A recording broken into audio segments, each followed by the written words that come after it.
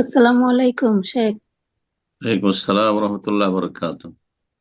আমি new York থেকে বলছি। জি বলেন।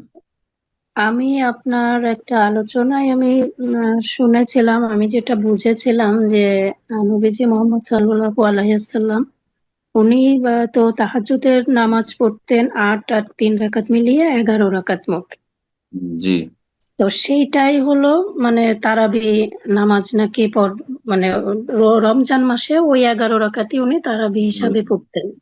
হুম, তো এখন আমি আমার প্রশ্নটা হলো এরকম যে আমি রমজান মাসে এশার পরে আমি এশার নামাজটা কমপ্লিট করলাম, বিতের নামাজটা বাদ রাখলাম, রেখে আমি যদি হুম। ওই তাহাজ্জুদই পড়ি ১১ রাকাত করে মিলিয়ে, আমি যদি তারাবিটা যদি না পড়ি, তো এরকম করে পড়া যাবে কিনা? অথবা আমি তারাবিও পড়লাম ৮ রাকাত, আবার ওদিকে যে তাহাজ্জুদও ৮ রাকাত পড়লাম, শেষে বিতের ১১ রাকাত পড়লাম, আসলে কোনটা বেশি উত্তম হবে? মানে টোটাল আপনি কত রাকাত পড়তে চাইছেন? আমি চাইতেছি ১১ রাকাত, ওই যে ৮ রাকাত আর ৩ রাকাত। তো তো আট এটা রাকাত আমি কবার করে পড়ে? 8 রাকাত তো প্রথম রাতে পড়ে ফেললেন, আবার আট তো আট আট 16 হলো না? আপনি হ্যাঁ, 16 হ্যাঁ, রাকাত চাইছেন? হ্যাঁ, তাহলে আমি যদি এই পাশে যদি পড়ি, তাহলে সেটা আবার ওই পাশে আবার আরো ৮ পড়লাম, এই ১৬ হলো। তাহলে জি। এটা উত্তম বেশি, নাকি আমি যদি শুধুমাত্র ৮ই পড়লাম তাহাজ্জুদের হিসাবে, তারাবি আমি পড়লামই না, সেটাতে কোনো সমস্যা হবে কিনা? দেখেন, আপনি বিষয়টা যদি বুঝে থাকতেন তাহলে মনে হয় আরো ক্লিয়ার হতো। তো একটু আরো ক্লিয়ার করি। সেটা হচ্ছে তারাবি এবং তাহাজ্জুদ একই নামাজের ভিন্ন ভিন্ন নাম। তো যখন একই নামাজ মানে ওই ৮ ৩ ১১ রাকাত নামাজের নাম হচ্ছে তাহাজ্জুদ গোটা বছরে। আর রমজান মাস আসলে তাহাজ্জুদও সেটির নাম, আর তারাবিও সেটির নাম, কেয়ামুল লাইল সেটির নাম, কেয়ামে রমজান সেটির নাম, সালাতুল লাইলও সেটির নাম, এই ৫টি নাম। সুতরাং নামাজ একটি।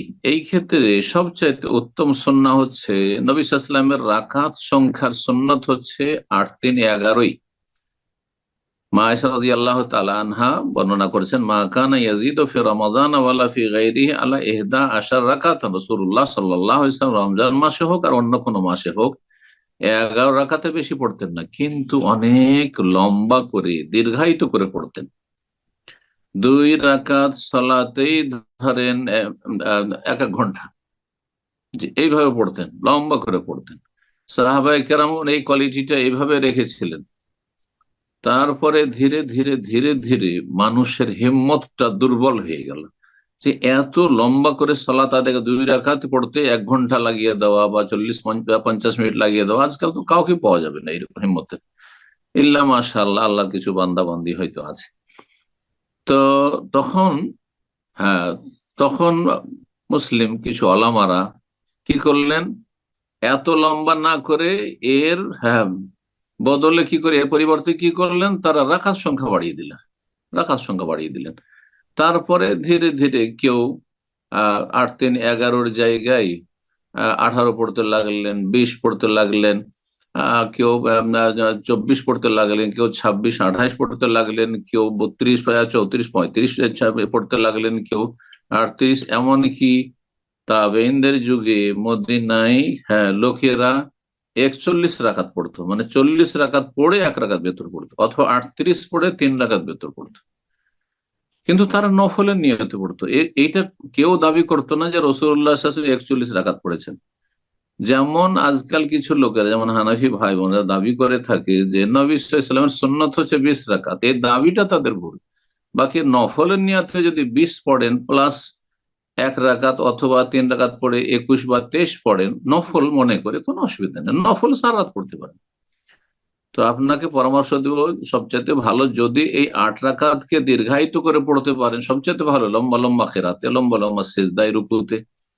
যদি তা সম্ভব না হয়, মনে করেন যে আমি রাকাত সংখ্যা বাড়াবো, তাহলে আপনি এই বিশ্বাসটা রাখবেন যে রাসূলুল্লাহ সাল্লাল্লাহু আলাইহি ওয়াসাল্লামের সংখ্যার সুন্নাত হচ্ছে ১১, কিন্তু আমি বাকি যেটুকু পড়ছি ১৬ পড়বো বা ২০ পড়বো বা ২৪ পড়বো বা ৩০ পড়বো, ৪০ পড়বো, আর শেষখানে বেতর পড়বে, এগুলি আমার নফল নামাজ।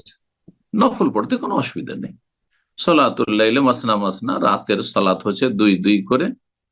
ফাইজা খাসি আহাদুকুম সুবহা, তারপর দুই দুই করে পড়তে পড়তে যখন ফজর হওয়ার আশঙ্কা হলো শেষখানে বেজোরটা পড়ে নেন, মানে বেতরটা পড়ে নেন। সারা রাতে যা পড়লেন তা বেজোড় হয়ে গেল, বেতর হয়ে গেল। জি, সুতরাং 16 পড়তে অসুবিধা নেই, কিন্তু আপনি 16-কে নবী সাল্লাল্লাহু আলাইহি ওয়াসাল্লামের সুন্নত বলবেন না। নবী সাল্লাল্লাহু আলাইহি ওয়াসাল্লামের সুন্নত হচ্ছে 8-3-11 রাকাতি, কিন্তু বাকিটা আমি পড়েছি নফলের নিয়তে পড়েছি, কোনো অসুবিধা নেই। সেটা ভেঙে ভেঙে কয়েকবারে পড়েন, একবারই পড়ে নেন, এই রাতে কিছু পড়লেন, সেই রাতে শেষ রাতে কিছু পড়লেন, কোনো অসুবিধা নেই। বারাকাল্লাহ ফিক। শেষ রাতের এবাদত, হ্যাঁ শেষ রাতের এবাদত প্রথম রাতের চাইতে উত্তম। ওমর রাদিয়াল্লাহু তাআলা আনহু একটি বক্তব্য রয়েছে, যখন তিনি তারাবি বা জামাত 30 দিন শুরু করে উবাই বিন কাবের ইমামতিতে, তামিমদার ইমামতিতে, বললেন যারা এখন সালাত আদায় করেছে এশা পরে তাদের চাইতে উত্তম ওরা যারা এখন না পড়ে শেষ রাতে পড়ছে। তো শেষ রাতে যদি পড়তে পারেন তো ওইটা বেশি উত্তম। অথবা কিছু পড়লেন আপনি, এখানে 4 রাকাত পড়লেন প্রথম রাতে, আর বাকি 4 রাকাত শেষ রাতে পড়লেন। আর যদি মনে করেন যে আমি সংখ্যা বাড়াবো 11 চাইতে বেশি, বেতরটা শেষখানে রাখবেন, আর নফলের নিয়তে যত বাড়াবেন কোনো অসুবিধা নেই। বারাকাল্লাহ ফিক।